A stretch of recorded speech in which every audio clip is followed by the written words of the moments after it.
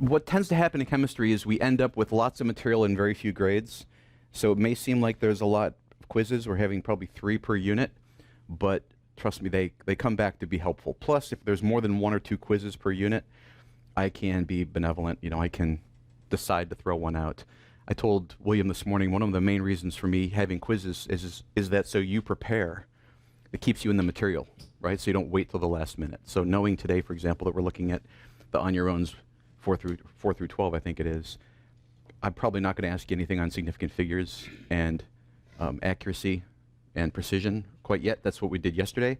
We're going to focus a little bit more maybe on a little bit later stuff. I may, because frankly, I haven't come up with the exam yet, or the test yet. I'm going to do that right now, because it's going to be lookalikes from the on your owns.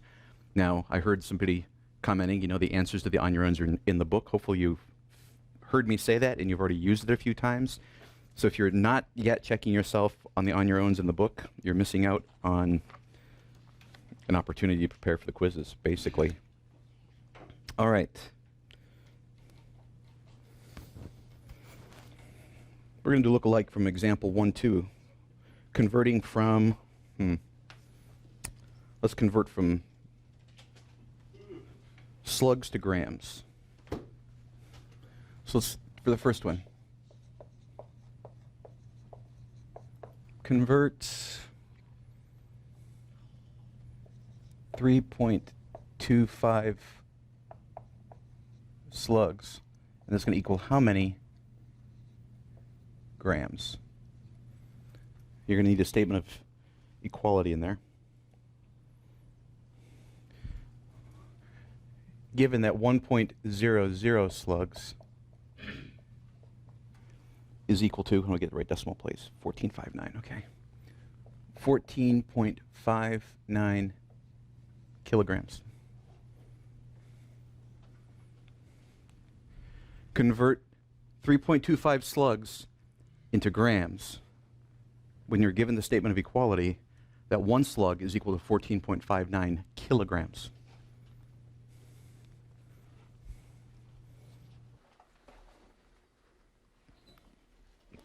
So converting 3.25 slugs into grams, given that a slug is equal to 14.59 kilograms.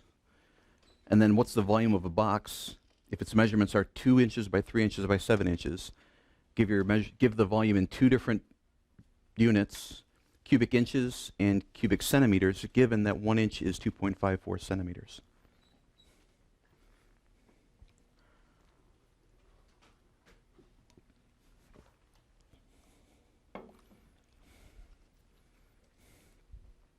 Can you see okay? Is this in your way?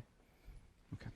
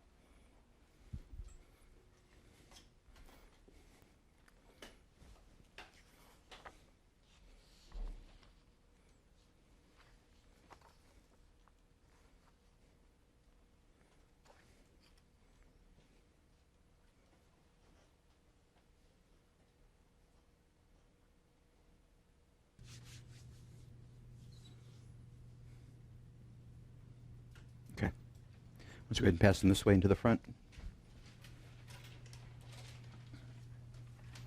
And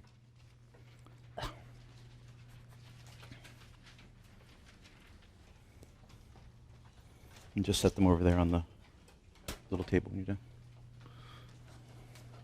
Okay.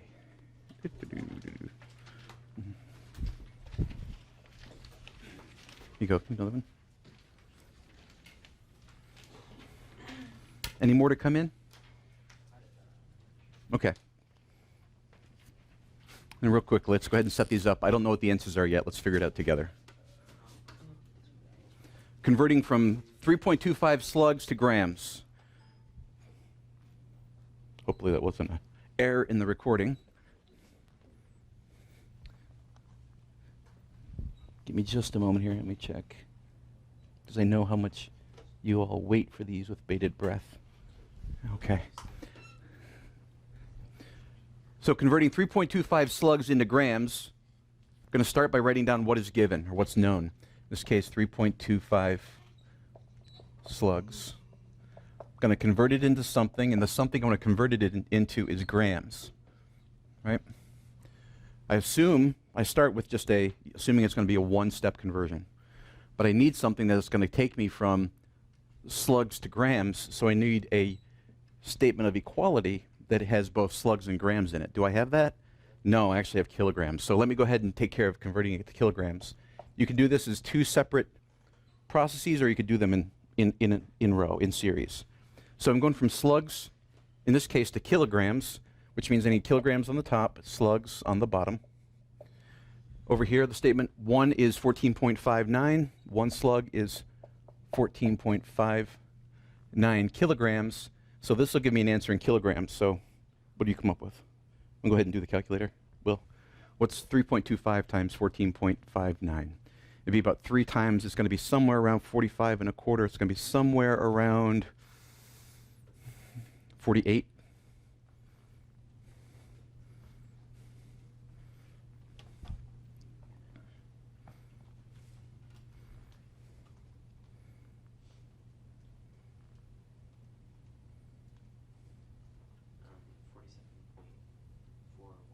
$47.41.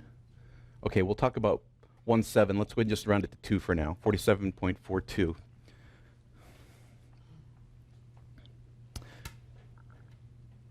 Kilograms. Now I need to go from kilograms.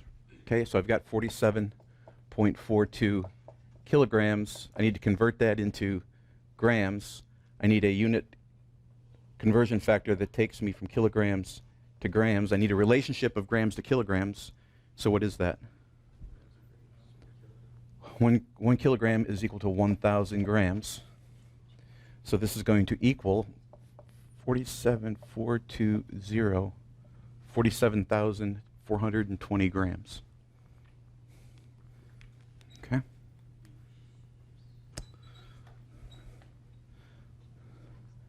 Second question set. 2 inches by 3 inches by 7 inches. What's the volume in cubic inches? I just do the multiplication, right? 2 times 3 is 6 times 7 is 42. So this would be 42 cubic inches. 2 times 3 is 6 times 7 is 42. Now I need to take it from inches and put it into cubic centimeters. Given that 1 inch is 2.54 centimeters. So I've got it in inches cubed. I need to convert it into centimeters cubed. But because it's a cube, I know a unit conversion factor for one of them. Now I need to cube it. Remember this? So 2.54 centimeters is equal to 1 inch. Excuse me, I got it backwards. Let's turn it around, because we need what we're coming from in the denominator. 1 inch, 2.54 centimeters. Now if I did that math, it would give me an inch squared centimeter as my units. That's not right. I need to do it 3 times.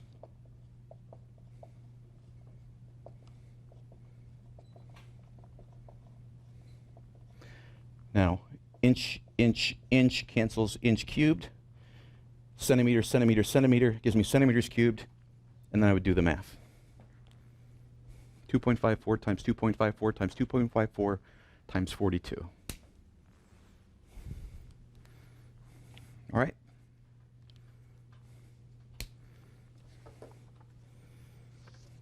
I'm not hearing a lot of, yeah, I got it. It's not going on. No?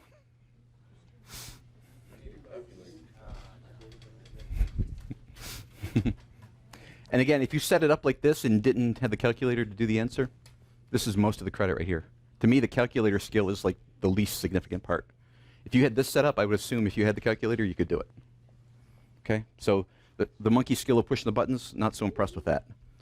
Setting this up, we're doing this as one long equation. This times this equals this.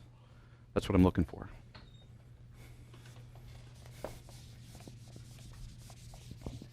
We ended yesterday with a discussion on, I think it was scientific notation. We did briefly, then we went into significant figures and how that dealt with accuracy and precision.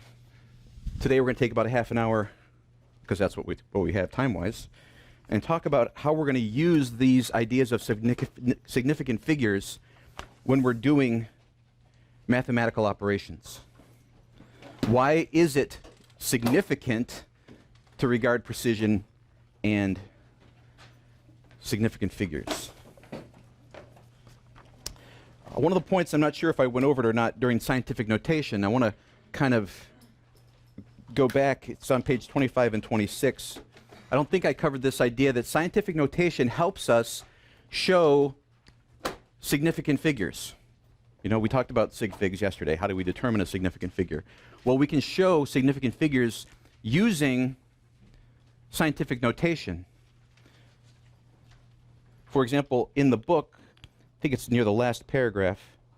Yeah, the last paragraph of the page, of page 25, it says, we have a distance of 100 kilometers.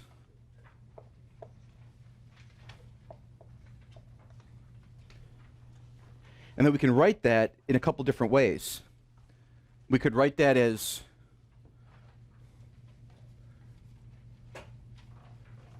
yeah, 10 times 10 to the first kilometers. We could also write that as 1.0 times 10, times 10 to the second kilometers.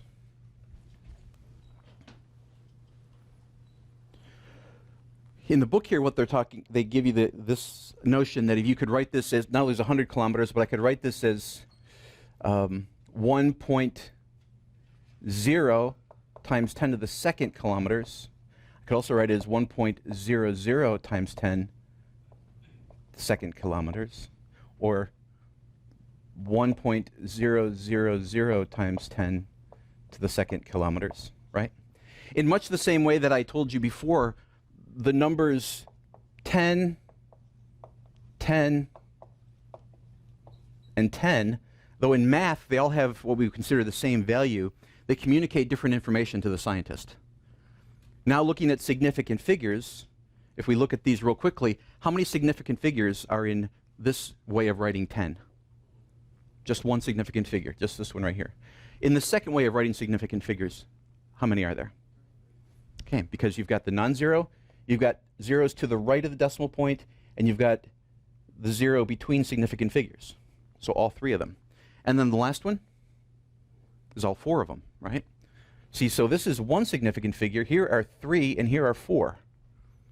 And so what we're going to talk about in a moment is how we use these numbers when we do mathematical operations. How you write what you might consider the same value shows something different in your calculations. You can do more precise or more accurate work given these different ways of writing the same thing. Over here is the same idea. Between 1.0, 1.00, and 1.000, what I'm showing is a different number of significant figures. And when you get very, very large numbers, it can be difficult at times to show where is the true level of, let's say, precision. Let's say we measured something and we had this long number.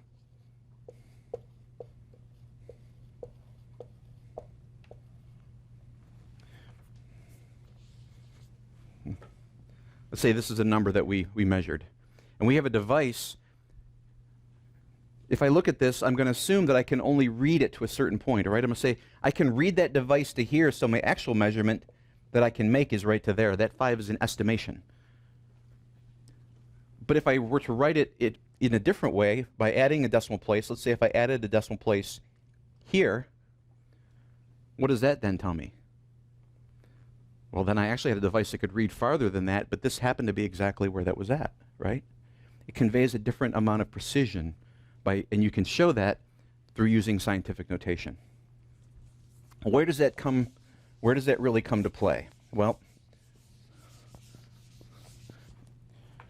we're going to move forward in the book to page 28. There's a couple statements here that you need to take on board. Now, let's be honest. When I was writing up here, writing out some of this math, even for the quiz we did today, I was violating some of the rules I'm just about to tell you because you haven't heard these rules yet, okay?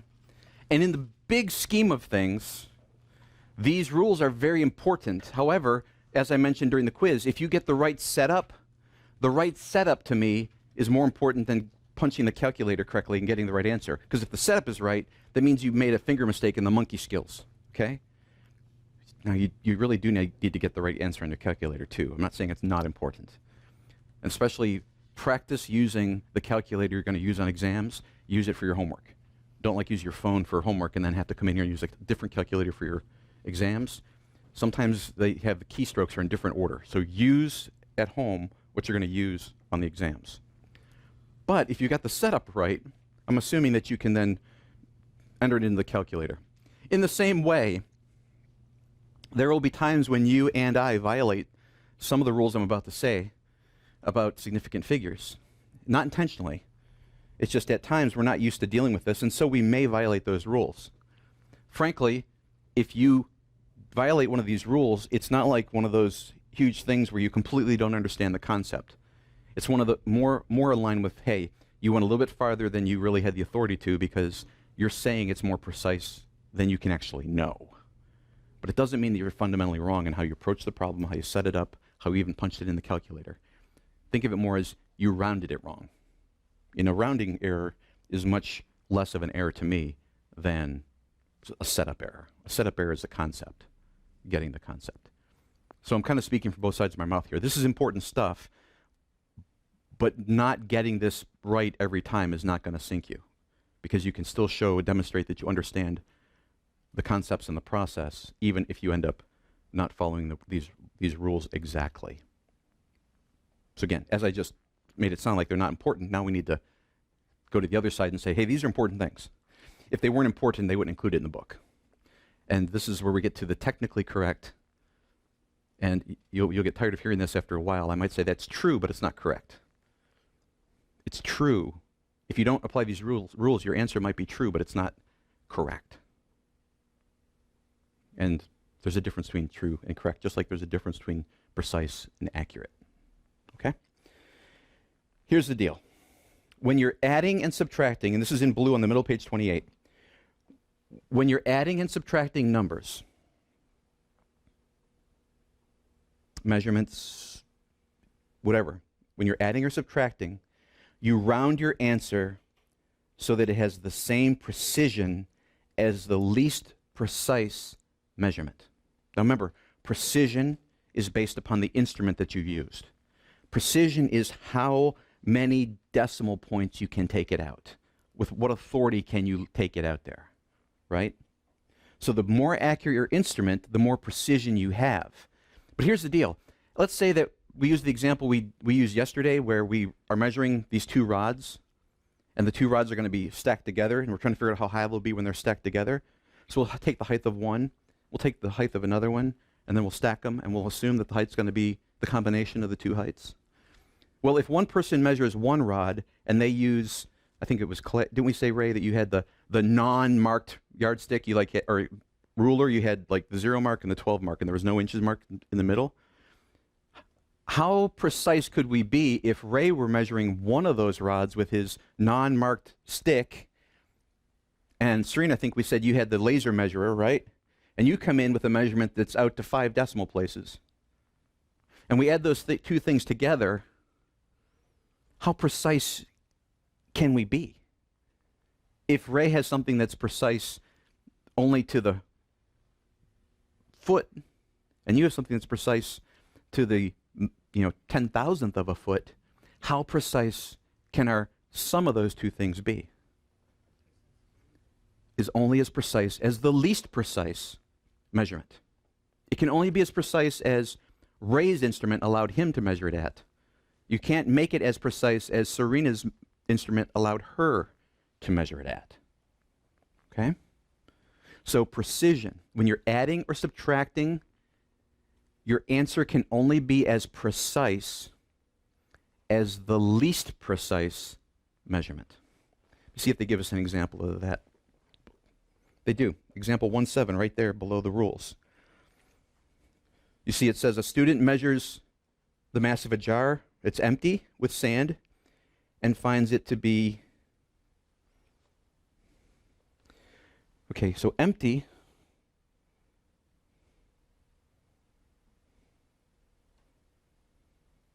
Okay, it's filled with sand, and she takes the measurement when it's empty. Okay, so full, it's 546.2075 kilograms. And that's when it's full. The second part says, a note on the jar says, when empty, this jar has a mass of 87.61.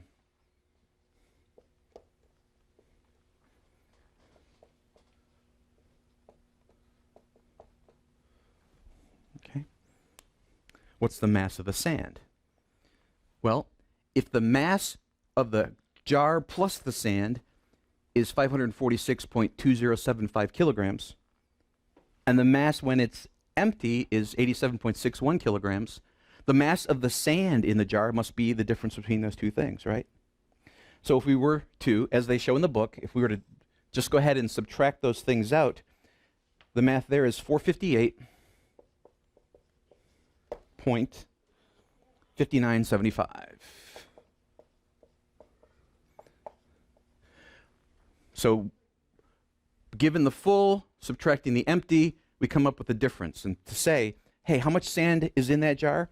That jar has 458.5975 kilograms of sand in it. But I don't have the authority to give you this answer to this level of precision.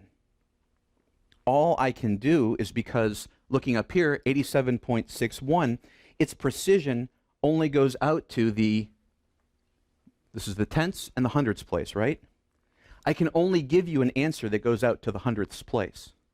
That's the most precise I can be, because that's the least precise of the two numbers that I'm subtracting. I'm doing an operation of subtraction. This minus this equals this. So as I look to this, I say, I can only be as precise as the least precise. Where is the least precise? Well, if you line them up, you can see that right here, the tenths and the hundredths. The hundredths place is the most precise answer that I can give. So what I'm going to do is look to the tenths, the hundredths place, look to the one digit to the right of that, and if it's 5 or higher, I'm going to round up. If it's 4 or lower, I'm going to leave it where it is. So the answer becomes 458.60 kilograms. I don't write 458.6 because I can be as precise as the least precise, so I need to include the hundredths place. But I can't put more information down here because I don't have the authority to be more precise than the least precise. All right? So you could say, well, it is technically 458.5975. No, it's not. This number right here, if we had a more precise way of measuring the jar when it was empty, this might actually be 87.60729. But at the time of measuring the empty, the tool they had could only take it to this precision. And so that's the most precise we can be when we give the answer. Not less, not more, the same precision. And precision is always going to be, think of it relative to the decimal point. How many places can I go? Is it the tenths place, the units place, the hundredths place, the hundred place, the thousand place? Whatever place is the least precise, that's as precise as you can get.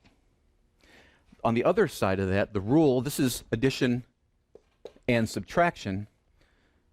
The other side are the operations of multiplication and division.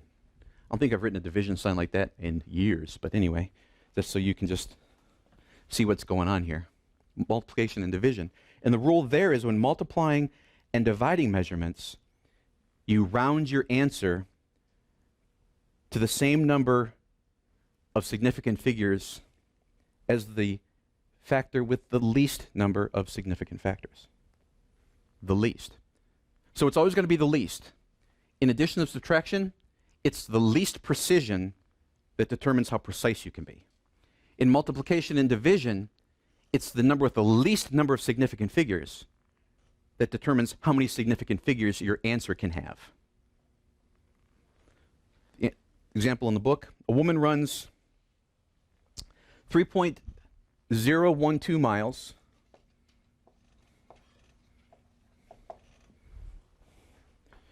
in 0.430 hours. What's her average speed? Well, speed, miles per hour. She's got 3.012 miles in 0.430 hours. So if we did the math, if we divided 3.012 miles by 0.430 hours, we would get her speed in miles per hour, which they give in the book. Again, trusting the book, which isn't always trustworthy, but for the most part it is. 7.004651163 miles per hour. All right. But the rule tells us that when we multiply or divide, which in this case we're dividing, our answer can only have as many significant figures as the factor with the least number of significant figures. So let's look back over here and look at 3.012. How many significant figures are in this number? Okay. We'll look at all the non-zeros. All the non-zeros. And then we got a zero between significance, so we know that's going to be significant, right? So sig figs here, there are 4 significant figures, or 4 sig figs in the numerator. And looking at the bottom, how many significant figures are in the bottom number? 3, right. So we've got 2 non-zeros. Leading zeros are not. We've got no zeros between significant figures, and we have a trailing 0 that's right at the decimal place, so that is. So there's 3 sig figs in the denominator. Now the rule is the answer can only have as many significant figures as the factor with the least number of significant figures. In this case, the least number of significant figures is 3. Because of that, our answer can only have 3 significant figures. So, significant figures. We have the non-zeros. We don't have any leading zeros. We have zeros between significant figures, right? We don't have any trailing zeros right at the decimal. So the most we can have is 3. 1, 2, 3. We look to the right of that. If it's a 0 or 4, we leave it. If it's a 5 or greater, we round up. So what are we going to do? Leave it. Leave it. This digit here is a 0 through 4. It's a 4. So this digit stays the same. And so the answer to this problem, this might be true, but we don't know.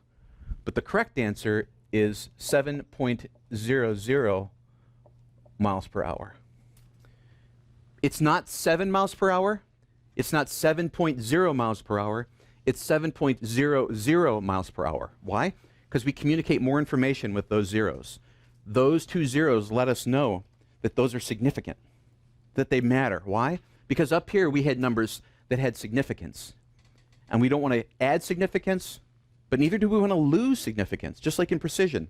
We can't add precision, we can't make it up as if we had a more expensive tool, but neither do we want to lose the credibility of saying, hey, wait a minute, I actually spent the money on a laser measurer, I want to put the 0.0000 and have it matter, right? So don't do more or less precision, don't do more or less significant figures. Addition and subtraction. The answer is only as precise as the least precise factor. Multiplication and division. your answer can only have the same number of significant figures as your factor with the least number of significant figures.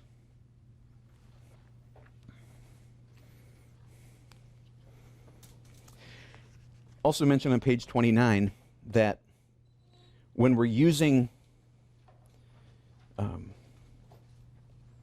prefixes, whenever we do our, okay, we're converting from centimeters to kilometers, and you go, or kilometers to centimeters, whenever you're doing all those unit conversion factors to go from one set of units to another set of units, on those operations, you might sit back and go, wait a minute, okay, how many significant figures are in this one, and this one, and this one, and this one, and this one, and this one, work all the way across?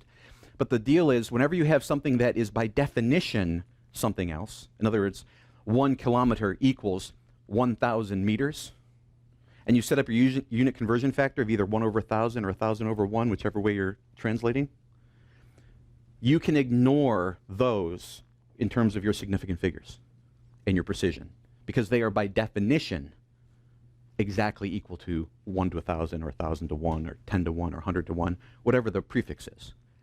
So when you're using the unit conversion factors that are by definition 1,000 to 1 or 1 to 1,000 or whatever, you don't need to take into account the precision or the significant figures for those. But everything else you do. In other words, everything else that you bring into it, not the things that you use by definition.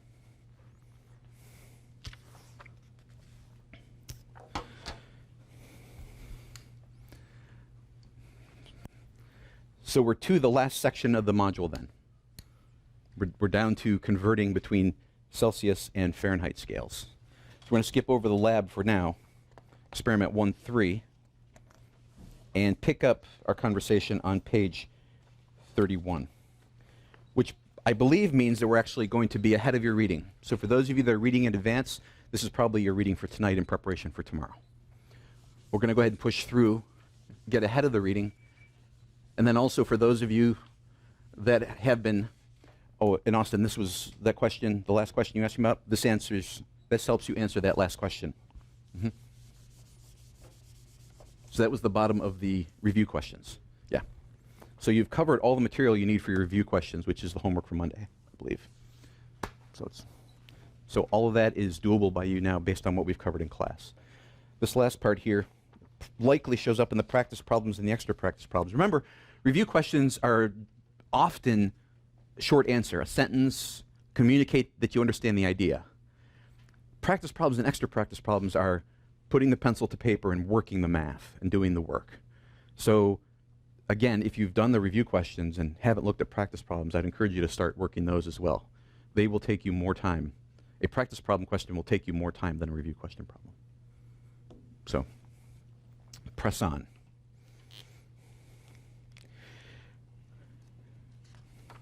When we talked about unit conversions or converting between scales, I used temperature scales as an example. We'll take a little bit more time, do this a little more slowly now since this is actually the content we're to be covering. And if you look at the bottom of page 31, it gives you this idea of how to go ahead and make a Celsius thermometer. Here's one of the cool things, and we'll get into why this is several chapters into chemistry. But one of the really neat things about water and some of the properties of water is that at a standard atmospheric pressure,